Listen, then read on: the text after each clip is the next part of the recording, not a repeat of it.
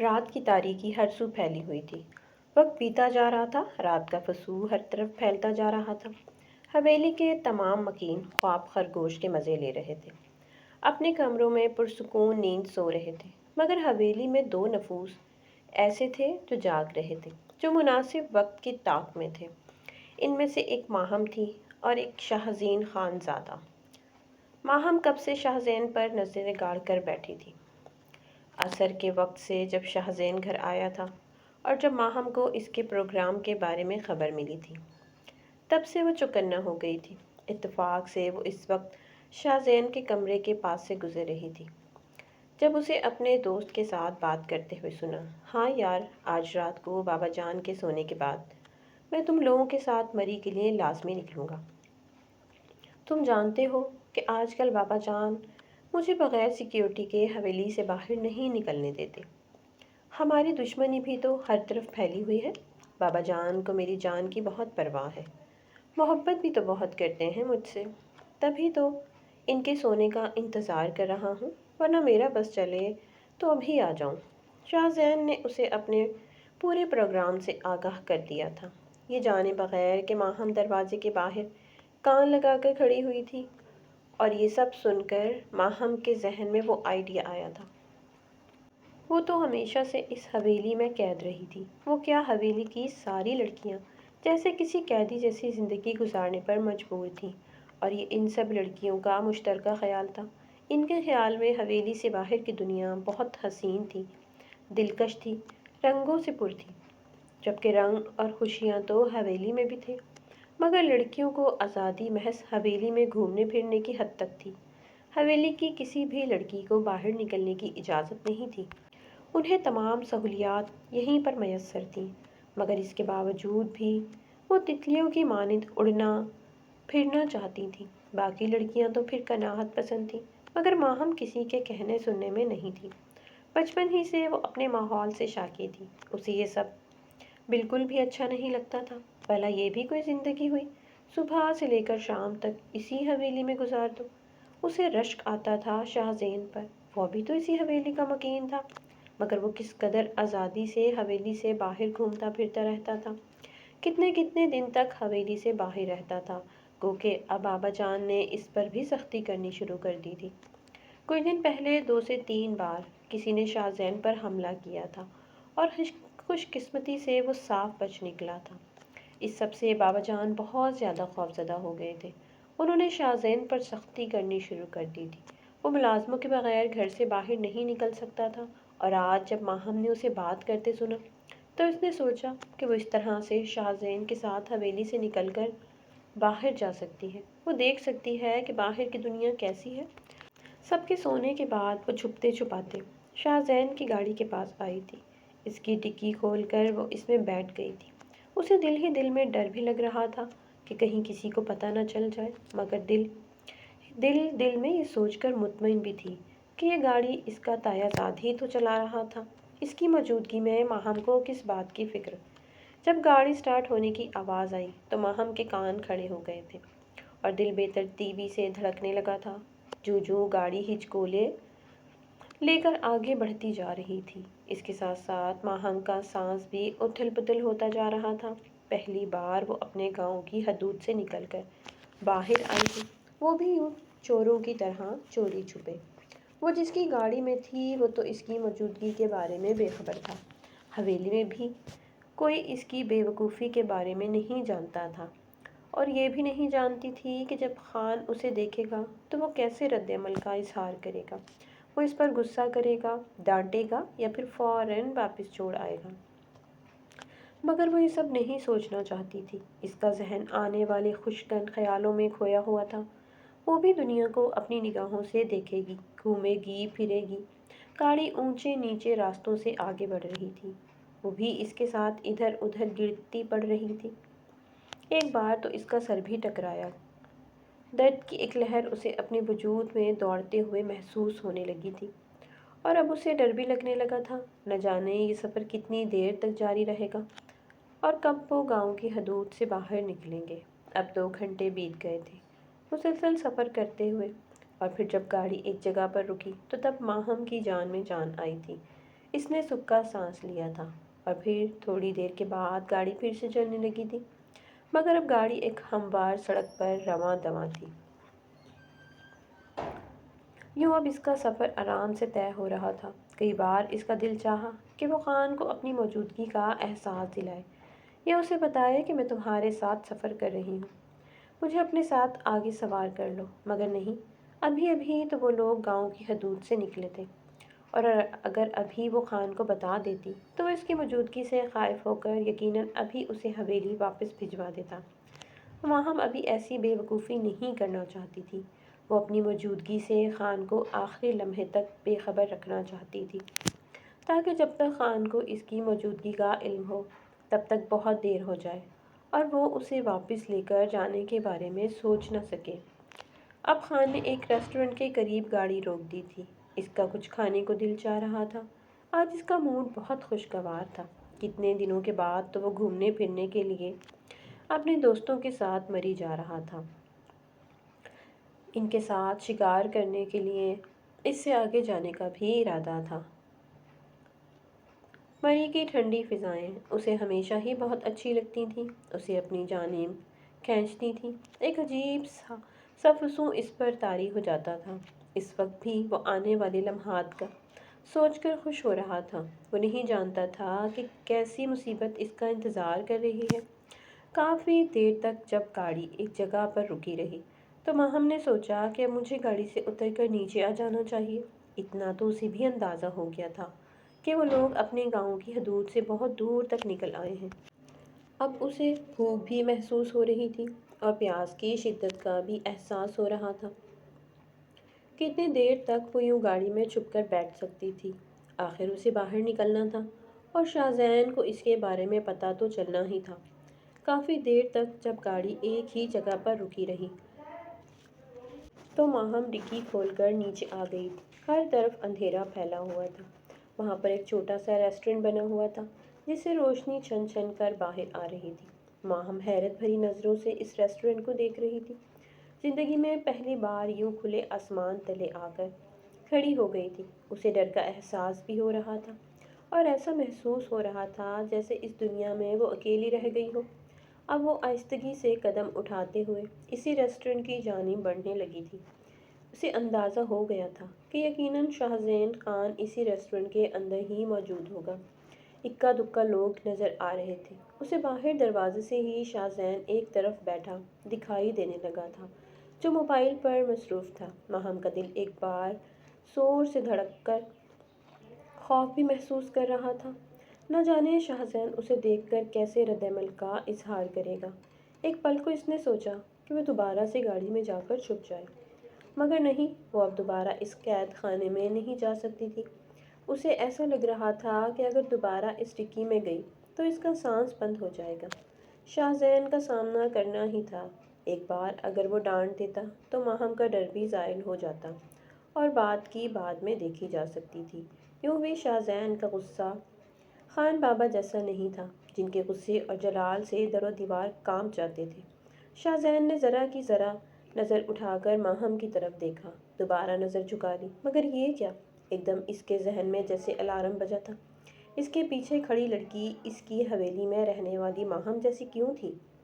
کیا یہ سچ میں ماہم تھی یا اس کا وہم تھا، یا اس کی شکل کی کوئی اور لڑکی تھی؟ اب اس نے غور سے ماہم کو دیکھا جس کے پاؤں میں جوتے تک نہیں تھے اور ویسا ہی لمبا پاؤں تک آتا فراک پہنا ہوا تھا جو اس کی شخصیت کا خاصہ تھا۔ اس نے بڑی سی چادر میں خود کو چھپایا ہوا تھا۔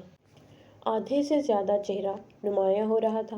بالوں کی کچھ لٹیں چہرے کے آس پاس بکھری ہوئی تھیں اور وہ ملتجائیہ انداز میں اسے دیکھ رہی تھی۔ ماہم جلدی جلدی میں اسی گاڑی میں سوار ہو گئی تھی، جبھی تو اسے جوتے پہننے کا بھی ہوش نہیں تھا۔ اس کے ذہن پہ تو بس یہی دھن سوار تھی کہ آج اس نے ہر حال میں شاہزین کے ساتھ اس حویلی سے باہر نکلنا ہے اور دیکھنا ہے کہ باہر کی دنیا کیسی ہے۔ وہ شاہزین کے پاس آ کر بیٹھ گئی۔ شاہزین بھائی، پلیز آپ مجھ پر غصہ مت کریے گا، میں آپ کے ساتھ حویلی سے باہر نکلی تھی۔ اس کی آواز سن کر شاہزین جیسے ہوش کی دنیا میں واپس آیا تھا۔ تو اس کا مطلب یہ تھا کہ یہ سب اس کا وہم نہیں تھا۔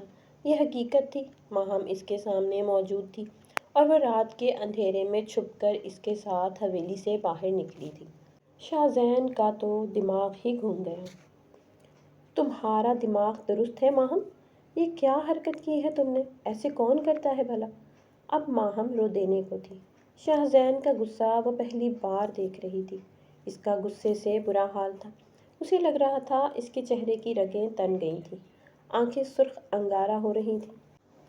ماہم کی آنکھوں سے آنسو بہنے لگے۔ شاہ زین بھائی، آپ جانتے ہیں کہ ساری زندگی ہم لوگوں نے اسی حویلی میں قید ہو کر گزاری ہے۔ میرا دل چاہتا ہے کہ میں بھی آپ کی طرح آزاد فضاؤں میں گھوموں پھروں، دیکھوں کہ حویلی کے باہر کون سا جہان آباد ہے، باہر لوگ کیسے رہتے ہیں۔ میں نے اکثر کہانیوں میں پڑھا ہے کہ باہر کی دنیا تو بہت خوبصورت ہے، لڑکیاں تتلیوں کی مانند اڑتی پھرتی ہیں۔ اکثر ڈراموں میں بھی تو یہی چیز دکھائی دیتی ہے، کیسے آزادی سے سب لوگ اپنی زندگی گزارتے ہیں، اور آپ بھی تو کوئی روک ٹوک نہیں کرتا کیونکہ آپ لڑکے ہیں، اسی لیے۔ اور میرے دل میں کوئی جذبات نہیں ہے۔ میں نے خود کو روکنے کی بہت کوشش کی، مگر میں اپنی اس خواہش پر بند نہیں باندھ پائی، وہ تو سسک پڑی تھی۔ شاہ زین نے اپنا سر تھام لیا۔ میں تم سے ایسی بے وقوفی کی توقع نہیں کر رہا تھا ماہم۔ آدھی رات کا وقت ہے اور تم حویلی سے چھپ کر بھاگ کر آئی ہو۔ ذرا سوچو کہ صبح جب سب لوگوں کی آنکھ لگی اور تمہیں حویلی میں غیر موجود پائیں گے تو کیسی قیامت نہ ٹوٹ پڑے گی سب پر۔ کیا سوچیں گے سب لوگ؟ جوان لڑکی جب رات کے اندھیرے میں گھر سے غائب ہو جائے تو وہ لوگ معاشرے میں کسی کے سامنے سر اٹھانے کے قابل نہیں رہتے، اور تم کوئی چھوٹی بچی نہیں ہو جو تم ان نزاکتوں کو سمجھ نہ سکو۔ 18 سال کی ہو گئی ہو تم۔ میں تم سے ایسی بے وقوفی کی امید نہیں کر رہا تھا۔ نہ چاہتے ہوئے بھی شاہ زین کی آواز اونچی ہو گئی تھی،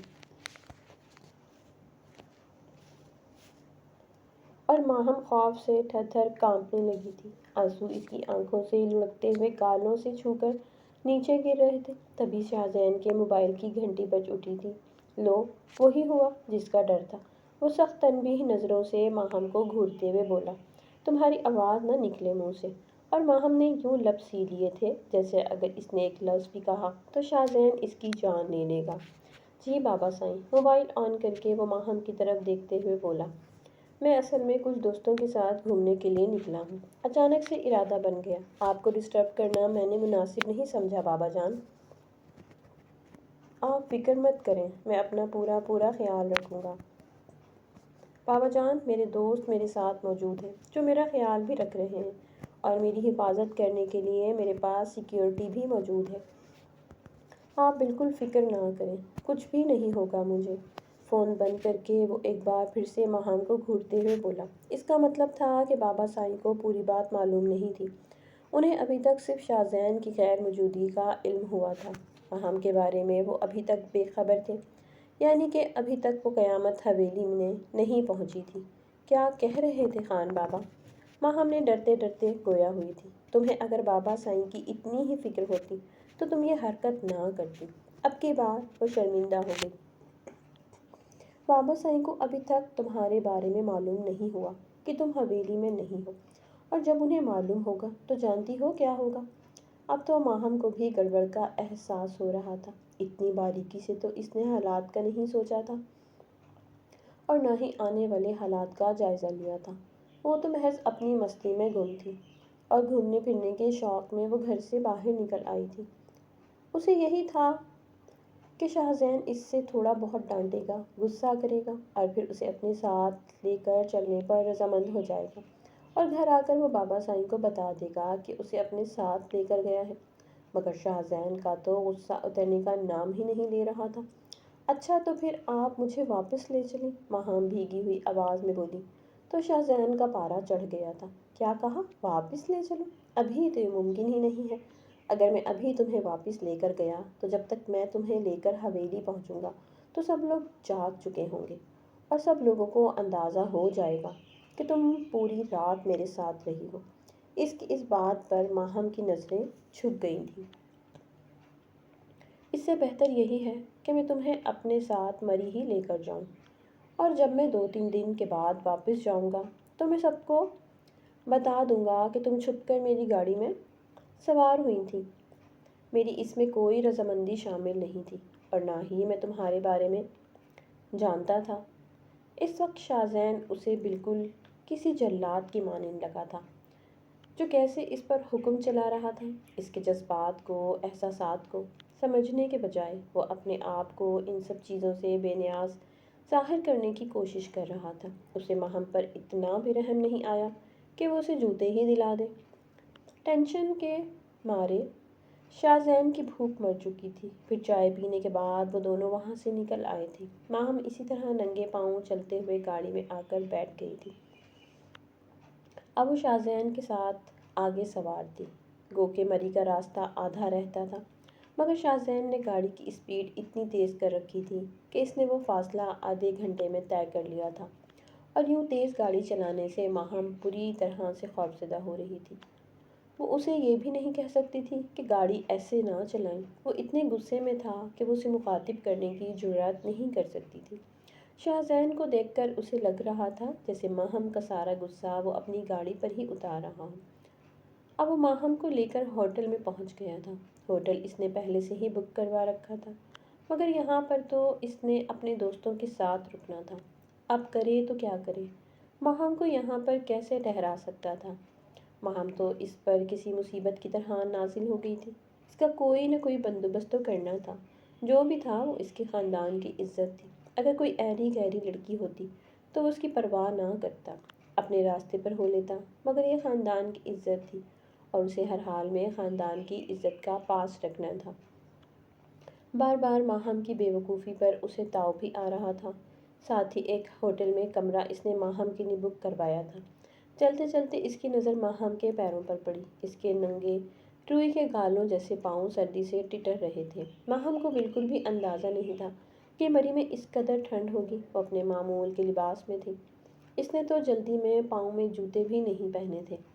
اب اکا دکا دکانیں بھی کھلی ہوئی تھیں۔ ایک دکان سے شاہزین نے اسے جوتے دلائے تھے، اور وہ اب اس کے لباس کا کیا کرتا؟ سردی کی وجہ سے وہ کپ کپا رہی تھی۔ اب تو اس کے پاس کیش میں اتنے پیسے نہیں تھے کہ وہ اسے شاپنگ کرواتا، جبکہ کریڈٹ کارڈ سے پیسے نکلوانے میں اسے اچھا خاصا ٹائم لگ جاتا۔ تب تک تو اس کے دوست بھی یہاں پر پہنچ جاتے۔ کرے تو کیا کرے؟ کچھ سمجھ نہیں آ رہا تھا۔ اس لڑکی نے تو اس کے ہوش گم کر دیے تھے۔ کتنا خوش تھا وہ آج کہ اتنے دنوں کے بعد اپنے دوستوں کے ساتھ وہ گھومنے کے لیے مری میں جا رہا ہے، یادگار وقت گزارنے کے لیے جا رہا ہے، مگر اس وقت ماہم کی وجہ سے سارا پلان چوپٹ ہوتا نظر آ رہا تھا۔ اپنے کندھوں سے اس نے شال اتاری اور ماہم کو گھورتے ہوئے کہنے لگا کہ یہ شال اوڑھ لو۔ پھر وہ اسے لے کر کمرے میں آ گیا۔ اب تم آرام سے اس کمرے میں بیٹھ جاؤ۔ اس کمرے سے باہر نکلنے کی ضرورت نہیں ہے۔ مجھے تمہاری شکل بھی باہر نظر نہیں آنی چاہیے۔ وہ اسے ہوٹل کے ایک کمرے میں چھوڑ کر باہر آ گیا تھا، مگر اس کا ذہن مسلسل الجھا ہوا تھا۔ تبھی اس کے دوستوں کی بھی کال آ گئی۔ ارے شاہزین، کہاں ہو تم؟ ہم لوگ ہوٹل میں آ گئے ہیں، مگر ابھی تک تم پہنچے نہیں۔ ہم لوگ کب سے تمہارا انتظار کر رہے ہیں۔ کہاں پر ہو یار؟ مجھے کچھ ضروری کام آ گیا ہے۔ میں تم لوگوں کے ساتھ نہیں جا سکتا۔ جہاں پر ان لوگوں نے شکار کے لیے جانا تھا، وہ جگہ مری سے کچھ فاصلے پر تھی۔ شاہزین گھر سے تو شکار کے ارادے سے ہی آیا تھا، مگر اچانک سے اس کا ارادہ بدل گیا۔ دوستوں کا بھی موڈ بری طرح سے خراب ہو گیا تھا۔ شاہزین، تم ایسے تو نہیں تھے اپنی بات سے پھرنے والے، تو پھر اب کیوں ہمارا موڈ خراب کر رہے ہو؟ کہاں پہ ہو تم؟ اگر تمہیں آنے میں دیر ہو جائے گی تو ہم تمہارا انتظار کر سکتے ہیں۔ ارے نہیں یار، میں کہہ رہا ہوں کہ میں نہیں آ سکتا، اور تم لوگ چلے جاؤ، مجھے ضروری کام ہے۔ بابا سائیں کی وجہ سے مجھے کچھ کام پڑ گیا ہے۔ جانتے ہو بابا سائیں کو؟ اب اس کے پاس یہی بہانہ رہ گیا تھا کہ وہ بابا سائیں کا نام لگا کر ان لوگوں سے جان چھڑوا لے۔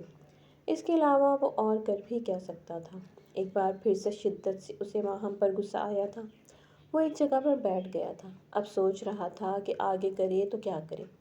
دوسری طرف ماہم حیرت بھری نگاہ سے اس کمرے کو دیکھ رہی تھی۔ کمرے کا فرنیچر بہت نفیس اور خوبصورت تھا۔ یہ سب کچھ ماہم کو بہت اچھا اور انوکھا لگ رہا تھا۔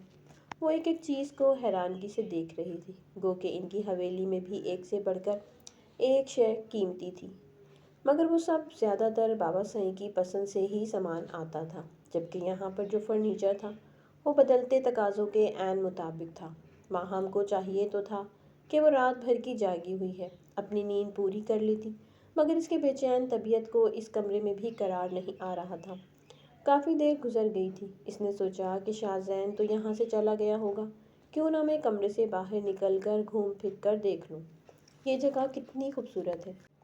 یہاں تک آتے آتے اسے اندازہ ہو گیا تھا کہ یہ جگہ اس کے خوابوں جیسی ہے۔ اکثر وہ اپنے خوابوں میں ایسی ہی خوبصورت جگہ پر کسی شہزادے کا ہاتھ تھام کر گھومتی رہتی تھی۔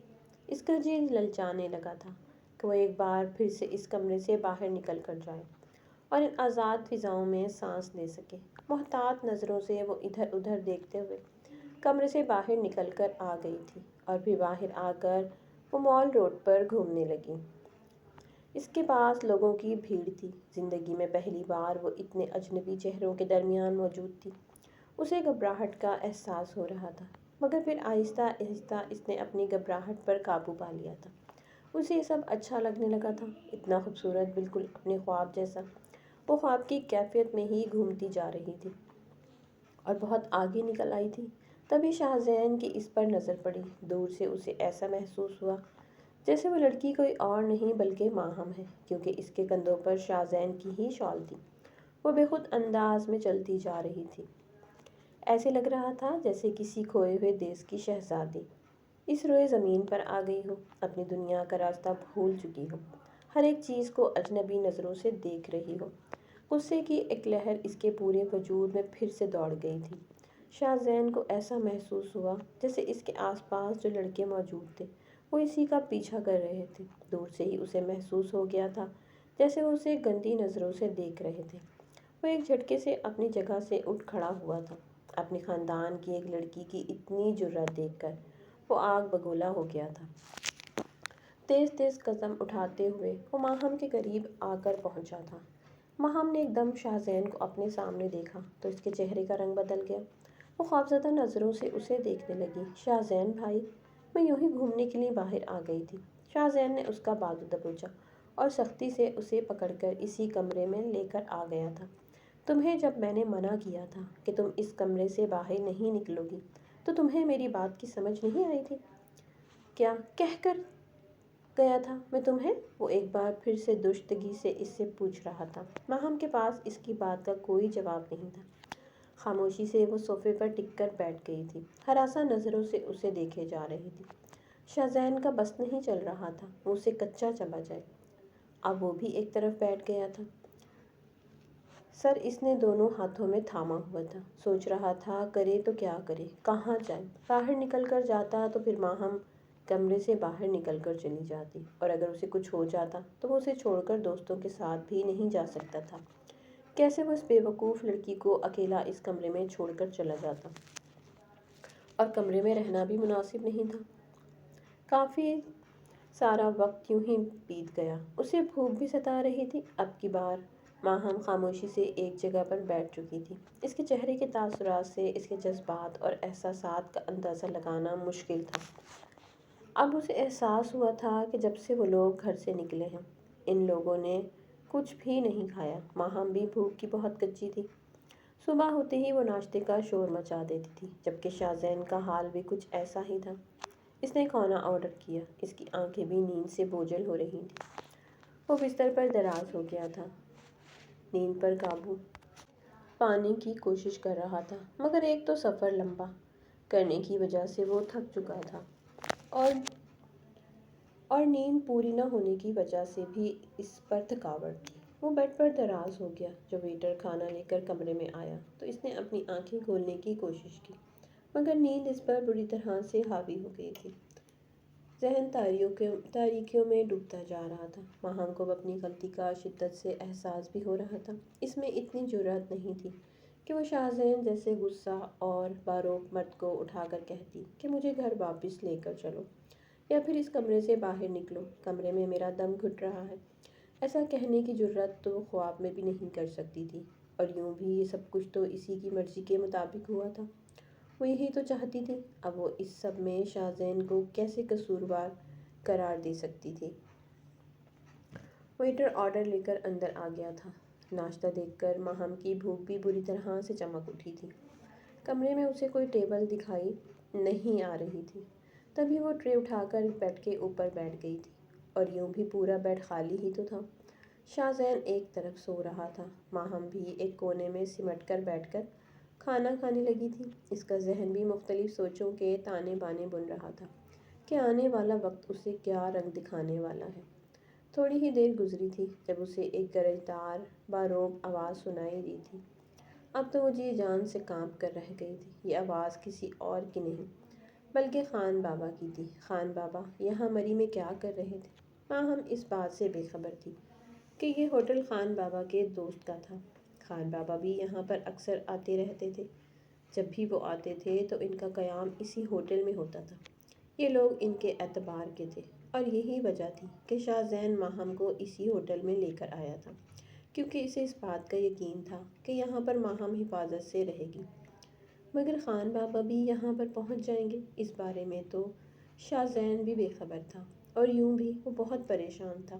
اس کا ذہن زیادہ سوچنے سمجھنے کی صلاحیت سے محروم ہو رہا تھا۔ کہاں ہے شاہزین؟ اس کا کمرہ بتاؤ مجھے۔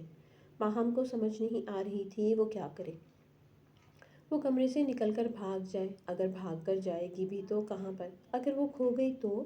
تبھی وہ آواز اسے کمرے کے باہر سے سنائی دی گئی۔ یقیناً خان بابا کو شاہزین کے کمرے میں پہنچا دیا گیا تھا۔ دروازہ بھی کھلا ہوا تھا۔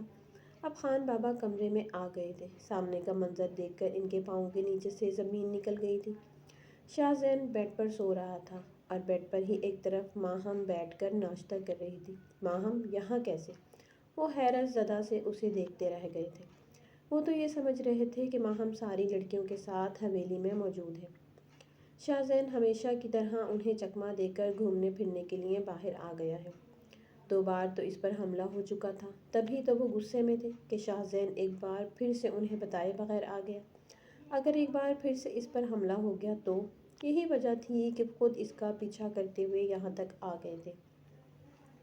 ہوٹل والوں نے بھی بتا دیا تھا کہ شاہزین اسی ہوٹل میں آ کر رکا ہے، مگر وہ یہ نہیں جانتے تھے کہ انہیں کیا منظر دیکھنے کو ملے گا۔ ماہم بھی جیسے بوکھلا کر اپنی جگہ سے اٹھ کھڑی ہو گئی تھی۔ اس کا رنگ پیلا پڑ گیا تھا۔ وہ خان بابا کے چہرے پر جلال کے اثرات نظر آ رہے تھے، آنکھوں میں سرخ ڈورے دوڑ رہے تھے۔ شاہزین! انہوں نے گرجدار آواز میں شاہزین کو پکارا تو وہ نیند میں ہڑبڑا کر رہ گیا۔ آنکھ کھلی اور اپنے سامنے بابا سائیں کو دیکھا تو بجلی کی تیزی سے اپنی جگہ سے اٹھ کر کھڑا ہو گیا۔ وہ کبھی ماہم کی طرف دیکھ رہا تھا تو کبھی خان بابا کی طرف، جن کا چہرہ جلال کی وجہ سے سرخ ہو رہا تھا۔ مجھے تم سے یہ امید نہیں تھی شاہزین۔ ان کے چہرے پہ تعصب تھا، آنکھوں میں برہمی تھی۔ شاہزین انہیں سمجھانے کی غرض سے آگے بڑھا۔ وہیں رک جاؤ شاہزین، مجھے یقین نہیں آ رہا کہ تمہارے جیسا انسان یہ سب کر سکتا ہے۔ اپنی حویلی کی لڑکی کو تم بھگا کر یہاں لے آئے۔ اگر تمہیں یہ پسند تھی تو تم مجھے بتا دیتے، میں تمہاری اس کے ساتھ شادی کروا دیتا، مگر یوں تم مجھے سب کی نظروں میں رسوا تو نہ کرتے، میری عزت کو یوں سر عام نیلام تو نہ کرتے۔ اس کا باپ اسے میرے بھروسے پر دیار غیر چھوڑ کر گیا تھا کہ میں اس کی حفاظت کروں گا، اور میں کیا جانتا تھا کہ میرا اپنا بیٹا میرے بھائی کی عزت پر نقب ڈالے گا۔ ان کی بات سن کر شاہزین بری طرح سے بوکھلا گیا تھا۔ اسے اپنی غلطی کا شدت سے احساس ہو گیا تھا، اور خان بابا کے غصے سے وہ ہمیشہ سے ڈرتا آیا تھا۔ بابا، جیسا آپ سمجھ رہے ہیں ویسا کچھ بھی نہیں ہے، میری اس میں کوئی غلطی نہیں ہے، کوئی خطا نہیں ہے۔ یہ ماہم خود میری گاڑی میں آ کر چھپ گئی تھی۔ یہ سیر سپاٹے کرنے کی غرض سے یہاں پر آئی تھی۔ اس نے ساری بات خان بابا کو بتا دی، مگر ان کے چہرے کے تاثرات سے لگ رہا تھا کہ انہوں نے شاہزین کی بات پر یقین نہیں کیا۔ اگر ایسی بات تھی شاہزین تو تم مجھے فون کر کے بتا سکتے تھے۔ جب میں نے تمہیں کال کی تھی تب تم نے مجھے کیوں نہیں بتایا؟ ماہم کے بارے میں تمہارے اپنے دل میں چور تھا۔ تم جھوٹ بول رہے ہو۔ تم رات کی تاریکی میں سب سے چھپتے چھپاتے اسی لیے تو نکلے تھے کہ تمہارے دل میں چور تھا۔ تم نے کیا نیچ لوگوں جیسی حرکت کی ہے؟ مجھے بتا دیتے۔ میں کروا دیتا۔ بابا، جیسا آپ سمجھ رہے ہیں ویسا کچھ بھی نہیں ہے۔ شاہزین کی مٹھیاں سختی سے بھیجی ہوئی تھیں۔ اسے کچھ سمجھ نہیں آ رہا تھا کہ وہ خان بابا کو کیسے بتائے کہ وہ جو کچھ سمجھ رہے ہیں ویسا کچھ بھی نہیں ہے، حقیقت اس سے الٹ ہے۔ مگر خان بابا مسلسل نفی میں سر ہلا رہے تھے۔ میری نظریں دھوکہ نہیں کھا سکتی۔ تم کیا سمجھ رہے ہو؟ جو میں نے اپنی آنکھوں سے دیکھا ہے وہ جھوٹ ہے؟ میں نے ایک عمر گزاری ہے۔ یہ بال میں نے دھوپ میں سفید نہیں کیے۔ مجھے اندازہ ہو گیا کہ تمہارے دل میں کھوٹ ہے۔ ارے یہ تو عورت ذات ہے۔ عورت ذات تو ہوتی ہی عقل میں آدھی ہے، مگر تم تو مرد تھے، پوری عقل رکھتے تھے، کیوں تم نے ایسا کیا؟ مجھے میرے بھائی کے سامنے شرمندہ کروا کے رکھ دیا تم نے۔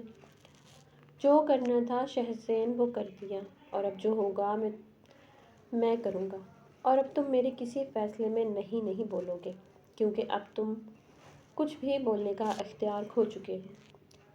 ماہم تھر تھر کانپ رہی تھی۔ وہ کبھی خان بابا کو دیکھ رہی تھی تو کبھی شاہزین کو۔ دونوں کا چہرہ جذبات کی شدت سے سرخ ہو رہا تھا۔ وہ کانپتے وجود کے ساتھ صوفے پر ڈھیر ہو گئی تھی۔ وہ نہیں جانتی تھی کہ آنے والا وقت اسے کیا رنگ دکھانے والا ہے۔ بلکہ شاہزین کو بھی اندازہ نہیں تھا کہ ماہم کی غلطی کی سزا اسے بھگتنی پڑے گی، اور وہ ایسی سزا ہوگی کہ جس سے کبھی بچ کر نکل نہیں سکتا۔ خان بابا نے سجاد کو آواز دی۔ سجاد ان کا خاص ملازم تھا، وہ حافظ قرآن بھی تھا۔ خان بابا نے اسے بلا کر ساری بات سمجھائی اور کہا کہ ان دونوں کا ابھی اور اسی وقت نکاح کرنا ہوگا۔ وہ دونوں تو حیران و پریشان رہ گئے تھے۔ دونوں کے وہم و گمان میں بھی یہ نہ تھا کہ ایسا بھی ہو سکتا ہے۔ ماہم نے سہمی نظر سے شاہزین کو دیکھا، جبکہ شاہزین نے غصے بھری نظر سے اسے دیکھا۔ اس کی نظروں میں غصہ، تنفر اور نہ جانے کیا کچھ تھا، جسے دیکھ کر ماہم بری طرح سے سہم گئی تھی۔ وہ دونوں ہی اپنی جگہ پر سوچوں میں گم تھے۔ ماہم کبھی بھی بابا سائیں کے سامنے بات نہیں کر سکتی تھی۔ ان کے قبیلے کی لڑکیاں مردوں کے سامنے بات نہیں کرتی تھیں۔ اب وہ انہیں کیسے بتاتی کہ ساری غلطی اس کی ہے؟ خان بابا تو اس کی جان لے لیتے۔ ماہم کو رہ کر بسمہ کے بارے میں خیال آ رہا تھا۔ بسمہ جو اس کی پھپھو ذات تھی، بچپن سے ہی شاہزین سے محبت کرتی تھی۔ شاہزین بھی اسے پسند کرتا تھا، اس بات سے پوری حویلی ہی واقف تھی۔ ماہم کبھی بھی دانستہ طور پر بسمہ کا دل دکھانے کے بارے میں سوچ بھی نہیں سکتی تھی، بلکہ اس نے تو کبھی شاہزین کے بارے میں بھی اس نظر سے نہیں سوچا تھا، تو وہ اسے ہمیشہ اپنے بھائی جیسا ہی سمجھتی تھی، اور شاہزین بھی تو اسے ہمیشہ بچی کی نظر سے ہی دیکھتا تھا۔ وہ اس سے عمر میں 10 سال چھوٹی تھی، ویسے بھی وہ بسمہ سے محبت کرتا تھا، ایسے میں اسے ماہم جیسی بچی میں کیا دلچسپی پیدا ہو سکتی تھی؟ خان بابا ان دونوں کے تاثرات سے بے نیاز سجاد کو ہدایت دینے میں مگن تھے، اور پھر ان دونوں کو ایک دوسرے کے ساتھ منسوب کر دیا گیا۔ مری کے پہاڑوں میں اپنی حویلی سے کوسوں دور ان کا نکاح کر دیا گیا تھا۔ دو اجنبی دل ایک ہو گئے تھے، ایک کا گھر بس گیا تھا اور ایک کا دل اجڑ گیا تھا۔ بابا سائیں تو نکاح کرنے کے بعد وہاں سے فوراً غائب ہو گئے تھے۔ انہوں نے نکاح کی مٹھائی اسٹاف میں بانٹی اور پھر وہاں سے چلے گئے۔ شاہزین بری طرح سے پریشان ہو چکا تھا۔ اسے کچھ بھی اندازہ نہیں ہو سکا تھا کہ بابا سائیں کو کیسے اس کی خبر ہوئی، کیسے وہاں پر پہنچ گئے، جبکہ یہاں تک کا فاصلہ تو 7 گھنٹوں کا تھا، اور یہ 7 گھنٹوں کا فاصلہ بابا جان نے اتنی جلدی کیسے طے کر لیا تھا؟ ایسے لگ رہا تھا جسے کسی غیر مخلوق نے انہیں یہاں پر بھیج دیا ہو۔ اپنی سوچوں میں گم تھا جب اس کے کانوں میں ماہم کی سسکیاں گونجی تھیں۔ وہ بری طرح سے روئی جا رہی تھی۔ شاہزین کو اس سے چڑ ہونے لگی۔ بس کر دو بے وقوف لڑکی، تمہاری بے وقوفی کی وجہ سے آج یہ دن دیکھنا پڑ رہا ہے۔ میں بابا سائیں کے سامنے نظر اٹھانے کے قابل نہیں رہا، سب کی نظروں میں مجرم بن گیا ہوں۔ سب لوگوں کو یہی لگ رہا ہوگا کہ میں تمہیں گھر سے بھگا کر یہاں لایا ہوں، تمہارے ساتھ زبردستی کی ہے۔ چاچو بھی میرے بارے میں یہی سوچ رہے ہوں گے، اور باقی سب لوگ بھی۔ اور سب سے بڑی بات، یہ تم نے مجھ سے میری محبت کو چھینا ہے۔ تم نے جو کرنا تھا کر دیا، اب تم میری بیوی بن گئی ہو، مگر تم کبھی بھی میرے دل تک رسائی حاصل نہیں کر سکتی۔ اس دل پر ہمیشہ سے بسمہ کی حکومت تھی اور اسی کی رہے گی۔ وہ اپنی ہی بولے جا رہا تھا، یہ سمجھے بغیر کہ ماہم تو اس کی بات کو سن رہی تھی نہ سمجھ رہی تھی، بس وہ ہچکیاں لے کر روئی جا رہی تھی۔ ایک دم شاہ زین کو اس پر ترس آنے لگا تھا۔ اتنا تو وہ جانتا تھا کہ ماہم ایک چھوٹی سی لڑکی تھی جو زندگی کے جمیلوں سے بے خبر تھی، اپنی موجوں میں مگن رہتی تھی۔ اس نے تو حویلی کے باہر کی دنیا دیکھی ہی نہیں تھی، نہ اسے کچھ اندازہ تھا، اور یہ جو کچھ بھی ہوا تھا وہ محض اس کی ایک غلطی کی بنا پر ہوا تھا۔ بس کر دو یہ رونا دھونا، جو تم نے کرنا تھا کر دیا، اب چلو واپس۔ وہ اسے لے کر دوبارہ سے گاڑی میں سوار ہو گیا تھا، اور اب ان کا رخ سوات کی جانب تھا۔ وہ لوگ اپنی حویلی کی طرف واپس جا رہے تھے۔ پورا راستہ ماہم روتی رہی تھی اور شاہ زین کے لب بھی بچے ہوئے تھے۔ وہ بہت سنجیدگی سے ڈرائیونگ کر رہا تھا۔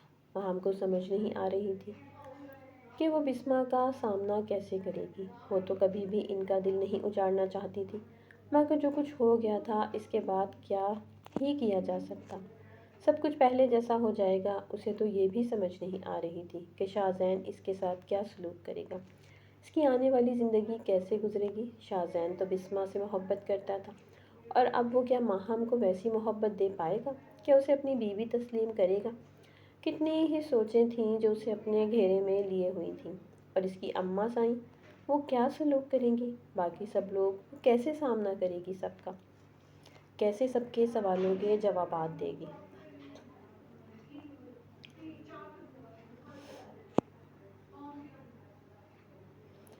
اس کا دل بھی اب خون کے آنسو رو رہا تھا۔ کاش وہ ایسا نہ کرتی۔ اب وہ پچھتا رہی تھی، مگر اب تو بہت دیر ہو گئی تھی۔ پچھتانے سے کیا فائدہ؟ جو اس نے کرنا تھا وہ تو کر لیا۔ ان کے واپس آنے کی اطلاع حویلی میں مل گئی تھی۔ سب لوگوں کو ان کے نکاح کی اطلاع بھی مل گئی تھی۔ ہر کسی کے تاثرات ایک دوسرے سے مختلف نہیں تھے۔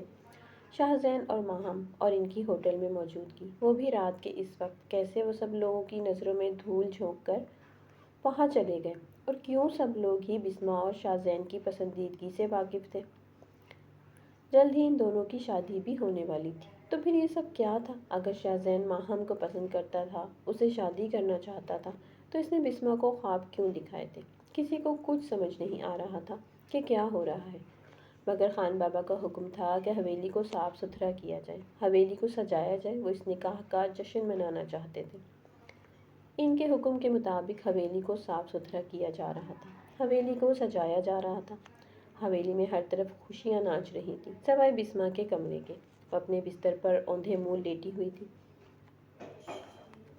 ہچکیاں لے کر رو رہی تھی۔ میں تمہیں کبھی معاف نہیں کروں گی ماہم، تم نے میری محبت کو مجھ سے چھینا ہے، میرے حق پہ ڈاکہ ڈالا ہے۔ اور شاہ زین، تم نے یہ کیا کیا؟ خواب تو مجھے دکھائے، اور دلہن تم نے ماہم کو بنا لیا۔ خان بابا نے ماہم کے بارے میں بھی بتایا تھا کہ شاہ زین کا کہنا ہے کہ ماہم خود اس کی گاڑی میں سوار ہوئی تھی۔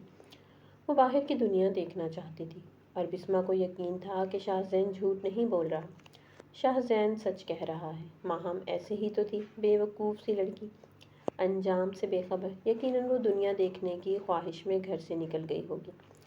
اس کے شاہ زین کو بھی اسی چکر میں لے اڑی۔ بسمہ نے فیصلہ کر لیا تھا، وہ کبھی بھی ماہم کو خوش نہیں رہنے دے گی، کبھی بھی شاہ زین سے دور نہیں رہے گی۔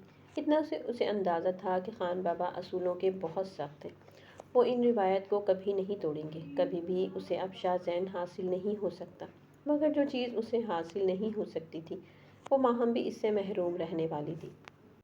جب اسے ماہم اور شاہ زین کے حویلی پہنچنے کی اطلاع ملی تو وہ اپنی جگہ سے اٹھ کھڑی ہوئی تھی، ماہم کے پاس آئی۔ ماہم کی نظریں تو زمین میں گڑی ہوئی جا رہی تھیں، وہ تو نظر اٹھانے کے قابل نہیں رہی تھی۔ کیسے بتاتی بسمہ کو کہ اس نے اس کے شاہ زین کے ساتھ نکاح کر لیا ہے، مگر بتانے کی نوبت ہی نہیں آئی تھی۔ بسمہ اسے دونوں بازوں سے جھنجھوڑتے ہوئے کہنے لگی کہ تم نے اچھا نہیں کیا ماہم، تم نے میری محبت کو مجھ سے چھین کر بہت غلط کیا ہے۔ تم کیا سمجھتی ہو تم خوش رہو گی؟ میں کبھی تمہیں خوش نہیں رہنے دوں گی۔ اس کی آنکھوں میں انتقام کی آگ جل رہی تھی۔ جو کچھ تم نے میرے ساتھ کیا ہے، اس کی سزا تمہیں بھگتنی پڑے گی۔ تم دیکھنا، میں تمہارے ولیمے سے پہلے ہی شاہ زین کو تم سے چھین لوں گی، تمہارا حال اپنے جیسا کر لوں گی، تم بھی میری طرح بدحال رہ جاؤ گے، تمہارے ہاتھ بھی کچھ نہیں آئے گا، تم بھی برباد ہو جاؤ گی جیسے تم نے میرا دل برباد کیا ہے۔ وہ روتے ہوئے وہاں سے چلی گئی تھی، اور اس کی باتیں سن کر ماہم کا دل سوکھے پتے کی طرح لرزنے لگا تھا۔ بسمہ کی جنونی طبیعت سے تو وہ بھی اچھی طرح واقف تھی۔ یہ بھی شکر تھا کہ اس وقت ان دونوں کی باتوں کی طرف کوئی متوجہ نہیں تھا۔ سب لوگ ماہم سے ناراض تھے اور کسی نے بھی ماہم کا خوش دلی سے استقبال نہیں کیا تھا۔ ماں کی آنکھوں میں بھی اسے خفگی نظر آ رہی تھی، شکوہ، دکھ، نہ جانے کیا کچھ تھا۔ وہ نظریں چرا گئی تھی، وہ تو ویسے بھی زمین میں گری جا رہی تھی۔ اوپر سے بسمہ کی باتوں نے اس کا دل سہما دیا تھا۔ اور پھر حویلی کی قبائلی روایات کے مطابق شاہ زین ماہم کو لے کر اپنے کمرے میں آ گیا تھا۔ یہ حویلی کی روایات میں شامل تھا کہ جب میاں بیوی کا نکاح ہو جاتا تھا تو اس کے بعد وہ دونوں ایک ساتھ ہی رہتے تھے۔ جیسے ہی ان کے کمرے کا دروازہ بند ہوا تو بسمہ کی آنکھ سے ایک آنسو لڑکتا ہوا نیچے جا گرا تھا۔ اس نے اپنے ہاتھ کی پشت سے اپنی آنکھوں کو بڑی بے دردی سے مسل ڈالا تھا۔ تو کیا شاہ زین اب بسمہ کی بجائے ماہم پر اپنی محبت اور اپنا جذبہ لٹائے گا؟ کمرے میں ہونے والے معاملات کا سوچ کر ہی اس کا دل جیسے کسی نے اپنی مٹھی میں لے لیا تھا۔ میں تمہیں اتنی آسانی سے جیتنے نہیں دوں گی۔ ماہم شاہ زین صرف میرا ہے اور اسے حاصل کرنے کے لیے، اپنی طرف متوجہ کرنے کے لیے میں نے کیا کچھ نہیں کیا۔ تہجد کی نماز پڑھی، رو رو کر دعائیں مانگی اور تب جا کر شاہ زین میری طرف بڑھا تھا۔ اور پھر ماہم تم نے چھین لیا مجھ سے، وہ خود کلامی کرتے ہوئے بولی۔ مگر تمہیں میں اتنی آسانی سے یہ جنگ جیتنے نہیں دوں گی۔ محبت میری جنگ کی طرح رہی تو ہے اور یہ جنگ میں جیت کر رہوں گی۔ کافی دیر بیت گئی تھی۔ بسمہ کسی جلے پیر کی بلی کی طرح اپنے کمرے میں چکراتی پھر رہی تھی۔ بار بار اس کی نظر گھڑی کی طرف جا رہی تھی، جو جو وقت بیتتا جا رہا تھا۔ اس کا دل گویا اچھل کر حلق میں آ رہا تھا۔ اور پھر اس کے ذہن میں ایک خیال آیا۔ اس نے ملازم کو بلایا، ایک کرٹن میں وہ تمام کتابیں رکھوا دیں جو کبھی گھر والوں سے چھپ کر وہ پڑھتی تھی۔ اپنی دوست سے اس نے وہ کتابیں منگوائی تھیں جن پر ایسی تصویریں بنی ہوئی تھیں جن کو دیکھ کر اندازہ ہو رہا تھا کہ اندر کیسی خرافات موجود ہوں گی۔ یہ سب لے کر وہ ان کے کمرے میں آ گئی تھی، جبکہ ماہم اس سب سے بے نیاز ہو کر فضاؤں میں نہ جانے کیا گھور رہی تھی۔ وہ تو بسمہ کا سامنا ہی نہیں کر پا رہی تھی،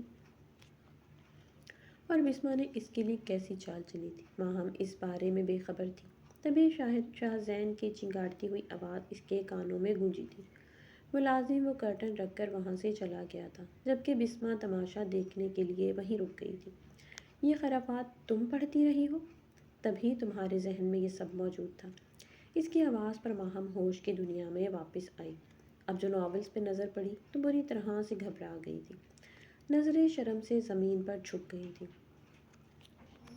میں نہیں جانتی یہ سب کیا ہے، یہ میرا نہیں ہے۔ بسمہ، یہ تم میرے کمرے میں کیوں لے کر آئی ہو اور اسے مجھ سے کیوں منسوب کر رہی ہو؟ میں نے یہ پڑھنا تو دور کی بات ہے، آج تک یہ سب دیکھا بھی نہیں ہے۔ وہ تو یہ دیکھ کر ہی بری طرح سے سہم گئی تھی، اور شاہ زین کا غصہ کوئی آسمان کو چھونے لگا تھا۔ بہت خوب، اب مجھے سمجھ آیا کہ تمہارے ذہن میں یہ خرافات کہاں سے آئی، تمہارے اندر قبائلی روایات سے بغاوت کیوں کر پیدا ہوئی۔ یہ سب کچھ انہی کی وجہ سے تمہارے ذہن میں پیدا ہوا ہے۔ اگر تمہیں میں اتنا ہی پسند تھا تو تم یہ مجھے حاصل کرنے کی سازش کیوں رچائی تھی؟ تم مجھے بتا دیتی، میں عزت سے تمہیں اپنی زندگی میں شامل کر لیتا، تمہیں یوں اپنی عزت سے کھیلنے تو نہ دیتا۔ مگر اب فکر مت کرو، میں تمہارے سارے ارمان پورے کروں گا۔ وہ ایک ایک لفظ چباتا ہوا بولا تھا، اور ماہم کا رنگ خوف سے زرد پڑ چکا تھا۔ وہیں پر بسمہ بے فقر چہرے کے ساتھ اسے دیکھتی رہی تھی۔ بازی تو الٹ گئی تھی۔ یہ شاہ زین کے انداز و اطوار کیا کہہ رہے تھے؟ اب کہیں وہ ماہم کے ساتھ؟ اس سے آگے سوچ کر ہی اس کا دم گھٹ رہا تھا۔ شاہ زین اس کی طرف متوجہ ہوا۔ تم جاؤ یہاں سے بسمہ، مجھے اس کے ساتھ کچھ حساب بے باک کرنے ہیں۔ تب بسمہ کمرے سے باہر نکل آئی تو وہ پتھرائی ہوئی نظروں سے دروازے کو دیکھ رہی تھی۔ دروازہ اندر سے بند ہو چکا تھا۔ اندر سے گھٹی گھٹی سسکیوں کی آواز سنائی دے رہی تھی جو بتا رہی تھی کہ کمرے میں کیا ہو رہا ہے۔ اور اب بسمہ دونوں ہاتھوں میں سر تھام چکی تھی۔ یہ مجھ سے کیا ہو گیا؟ وہ بری طرح سے پچھتا رہی تھی۔ اس نے آگ اور پانی کو ایک ساتھ کر دیا تھا۔ اس نے تو اپنی بدنیاتی میں یہ سب کیا تھا، مگر وہ کیا جانتی تھی کہ شاہ زین اور ماہم کو ایک دوسرے کے قریب آنے کا موقع فراہم کر رہی ہے، ایک دوسرے کو جاننے کا، سمجھنے کا۔ اب اس نے تو ماہم کے نصیب کھول دیے تھے۔ اپنی بددیانتی کی وجہ سے اس نے شاہزین کو اپنے ہاتھوں سے کھو دیا تھا۔ وہ شاہزین جو اس کا خواب تھا ہمیشہ کے لیے اب ماہم کا ہو چکا تھا۔ وہ اپنے کمرے میں آ کر پھوٹ پھوٹ کر رو پڑی تھی۔ وہ ہر وقت اسی کوشش میں رہتی تھی کہ ایسا کیا کرے جو ماہم کو شاہزین کی نظروں سے گرا دے، مگر اسے کچھ سمجھ نہیں آ رہی تھی کہ وہ ایسا کیا کرے۔ وہ ماہم کو پچھاڑنے کے طریقے ہی سوچتی رہتی تھی۔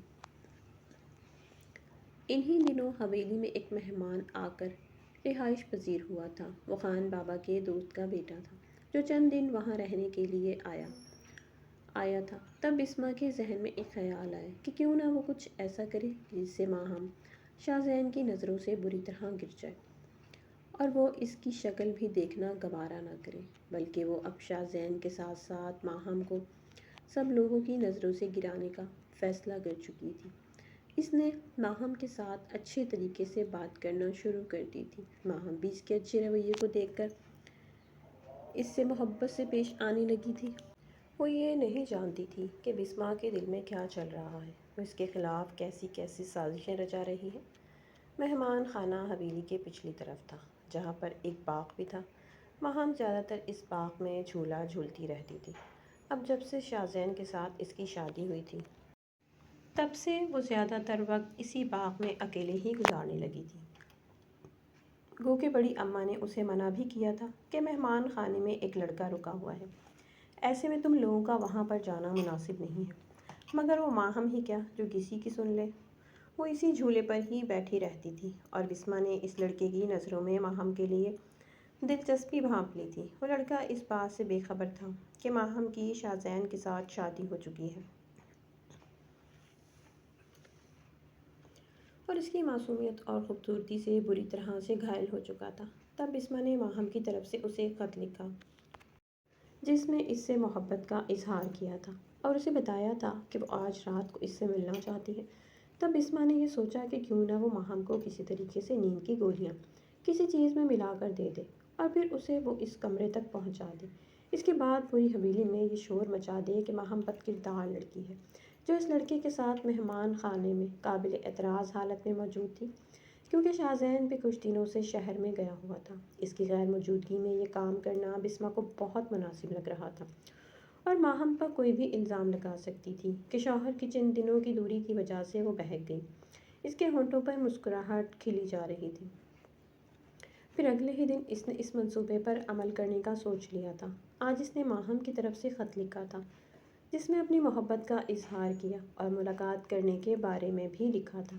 جب وہ خط وہاں پر پھینک رہی تھی تبھی اس لڑکے کی بسمہ پر نظر پڑ گئی۔